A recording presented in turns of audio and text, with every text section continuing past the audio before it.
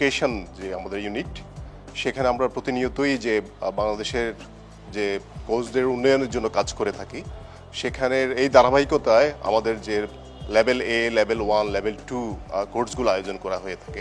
এখানে basically cricket কোচিংয়ের জন্য যে ওরিয়েন্টেশনটা দরকার কোচদের, মৌলিক ধারণাটা দরকার, সেই ধারণাগুলো প্রদান করা হয়ে থাকে।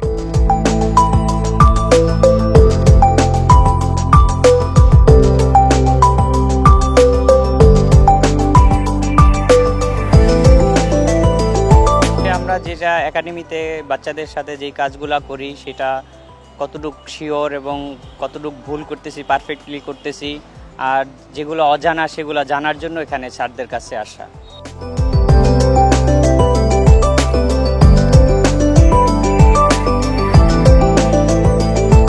মোস্ট প্রবলি যে জিনিসটা হচ্ছে যে আমি ভালো একটা পড়াশোনার জায়গা পাচ্ছি, যেটা আমি জেনে, তো এটা আমি অ্যাপ্লাই করতে পারবো বিভিন্ন একাডেমিতে। যে ছেলেপেলেগুলো যাদেরকে আমি ট্রেন আপ করাচ্ছি তারা প্রপারলি একটা নিউজ আমার কাছ থেকে পাবে, তারা তো সে জিনিসটার পারপাসই এই কোর্সটা খুবই ইফেক্টিভ আমাদের জন্য আর কি।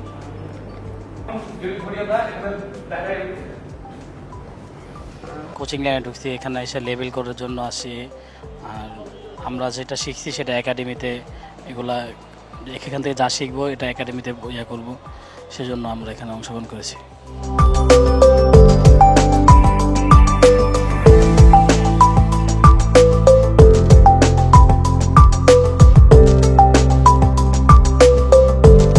প্রায় 12 বছর ধরে অপেক্ষা করতেছি কোর্সটা করার জন্য।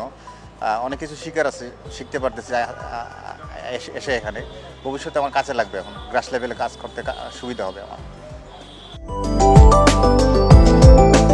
এখানে যারা পার্টিসিপেট করেছে তারা মূলত আমাদের গ্রাসরুট লেভেলের কোচ, তারা ডিস্ট্রিক্ট লেভেলে কাজ করে, বিভিন্ন প্রাইভেট একাডেমিতে কাজ করে এবং ক্লাবগুলোতে কাজ করে।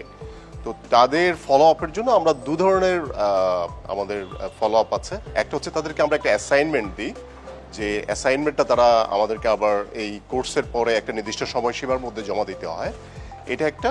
আর সেকেন্ড হচ্ছে আমাদের যে বিশেষজ্ঞ কোচরা আছেন এবং কি বিভাগীয় কোচরা আছেন, যারা সরাসরি তাদের সেশনগুলো দেখতে পারে, সেই সেশনগুলো দেখা হয় সরাসরি তাদের। এখান থেকে কোচিং কোর্স করে যাওয়ার পর সে যখন ওখানে কন্ডাক্ট করছে, সেগুলো ঠিকভাবে সে পরিচালনা করছে কিনা, অথবা তার যদি কোনো জায়গায় কোনো ত্রুটি থাকে সেটাকে তাকে সেই ফিডব্যাকটা দেয়া, যাতে সে ওভারকাম করতে পারে সেখান থেকে। তো দু ধরনের ফলো আপ থাকে।